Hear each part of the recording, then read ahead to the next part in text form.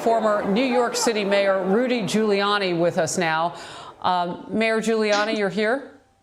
I'm right here. I'm watching it. I'm watching what's happening in my city with a tremendous amount of sorrow and broken heart. Yeah. I just never. I was mayor 8 years, and Bernie Kerik was one of my 3 police commissioners. Howard Safer, Bill Bratton. I would tell you, we took over a city that had had 2 riots in 3 years. This kind of thing. I never had this happen in 8 years ever. This is. But I have to tell you one thing you probably don't know. You see those police officers in white shirts? Those are not police officers. Those are higher-ranking officers. Those are lieutenants, captains, and above. Now, that's the difference between what happened in Minneapolis the other night to Mr. Floyd and what happens in my city. Superior officers should have been on the scene of when Mr. Floyd was killed. It probably wouldn't have happened. They would have stopped the officer who was out of control. That's why the officers, when you see an officer in white, that is not a police officer. That's not even a sergeant. That's a lieutenant or a captain and possibly even an inspector. Those are very high-ranking officers, very equivalent to a captain in the Army or a colonel in the Army, like the one there in a mask. He's there to watch the other police officers. He's there to make sure that they don't use any force except the force that's necessary to restrain the substantial violence against them in their city. And I think that's one of the things that other police departments could learn. When that situation happened with Mr. Floyd, and I have to tell you, the shame of this is nobody disagrees. Nobody, white, black, or in between, disagrees that what happened to Mr. Floyd is an outrage. I am about as pro-police as you can get. I grew up in a family of 5 police officers. I worked with the police for 30 years of my life as a prosecutor, a high-ranking Justice Department official. I've defended them in very difficult situations. I also have prosecuted and put in jail 70 police officers. So I know the difference. And I don't prejudge cases, but I can't possibly not react to what that officer did. It was almost indescribable. He was warned numerous times that he might be killing the man. It just shocked me to see that the other 3 police officers didn't stop it. But I noticed there wasn't a superior officer there. That went on for 20 minutes. That's interesting. In New York City, a lieutenant or a captain would have shown up. And he'd been pulled off that man in a second. And if I were there, I would have pulled him off. I'd have pulled him off and maybe he would have shot me. But I don't know why no one pushed that man off, the man he was killing. It's such a great question. The shame of it, Harris, is this is something that could have united us. We very often do have disputes over police brutality. There are times in which we've had phony and completely exaggerated claims of police brutality by racial incendiaries and racial thugs and criminals who live off these to make money. This is a legitimate, bad situation that has to be remedied. And it's the fault of the police that this happened. And it's not just the one officer. That's a poorly trained police department. That's a poorly managed police department. That man was never trained. The other man, Tao, standing there, obviously never had any training. The other 2 never had any training. And the police department is not well organized since there was no superior officer there. If you look at that picture right now, there may be more superior officers than police officers. Take a look at that, Minnesota. You got to do that. Cities run, and I'm sorry to get political, cities run by progressives don't know how to police. I'm sorry. 30 cities went up last night. I went and looked at every one of them. Every one of them has a progressive Democratic mayor. This would not have happened when I was mayor of New York City. I think you can ask anybody. It should not happen because this is not a protest for Mr. Floyd. This is a desecration of Mr. Floyd's memory. People don't steal liquor. They don't break open liquor stores and walk out with pot. I watched that last night in Minnesota. You are demonstrating for Mr. Floyd, and you're getting liquor to get yourself drunk or to sell it. You don't steal bicycles. You don't steal televisions. These people are doing so much damage to us. It's really, really horrifying, and we've got to reject this. You know, I want to ask everybody you has to reject just in terms of what you were telling us about should have happened in Minnesota with superior officers in those white shirts.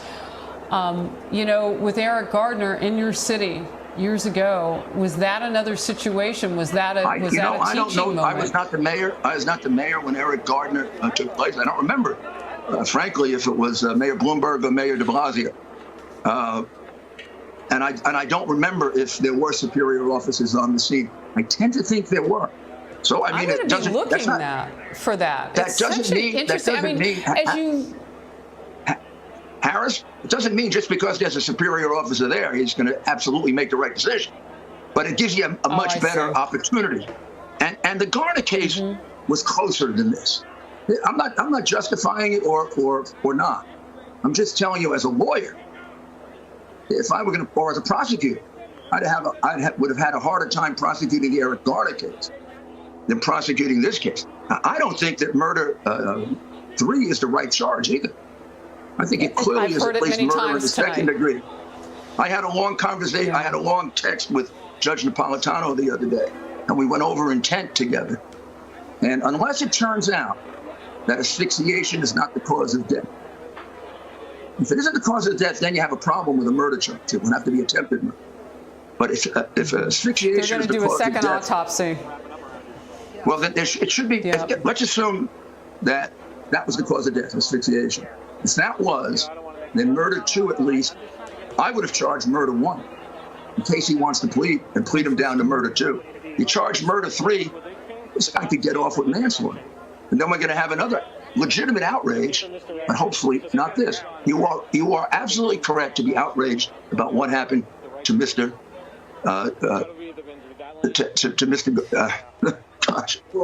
Mr. Floyd. Well, and George Floyd. And you know what I wrote down my notes from what you could be outraged over Mr. Garner too. I'm just trying to say, and I'm not trying to minimize Garner. I'm just trying to say. No, and this one is so clear. We don't have to talk about another case.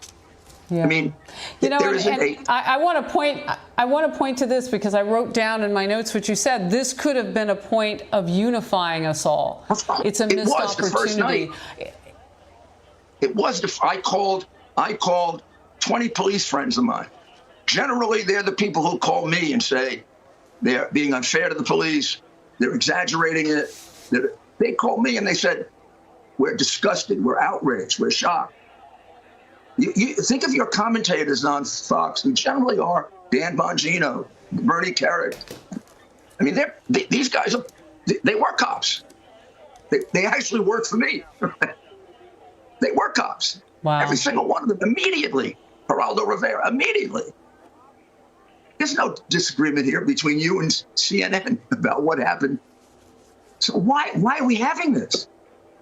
This man is going to be brought to justice. The president brought the FBI in. One thing that you and I have not talked about, and we're going to scoot pretty quickly because the governor of the state of Minnesota is going to be giving a news conference just momentarily. And I'm speaking now with the former mayor of New York City, Rudy Giuliani, a man who wanted to be in the White House. He's run for president of this great nation. You've held so many different roles. And to get your perspective tonight on the leadership that we saw on the ground, something that's teaching us all, maybe some of our viewers would have known what those crisp white shirts were, and that they were leadership in the NYPD and not just lower rank and file officers who were doing a job of restraint and a monster job with a huge population of people spilling out in the streets of New York. And I just want to get your last thought. I want to get your last quick thought on, how we move on from this. One thing that you would like to see happen. How do we bring this to an end? You had 2 riots I think maybe, right when you took over, right before you took over. Let's simplify it a little. let's remind the pro-police people, of which there are many, and there should be, that these protesters who are becoming rioters, they're the minority.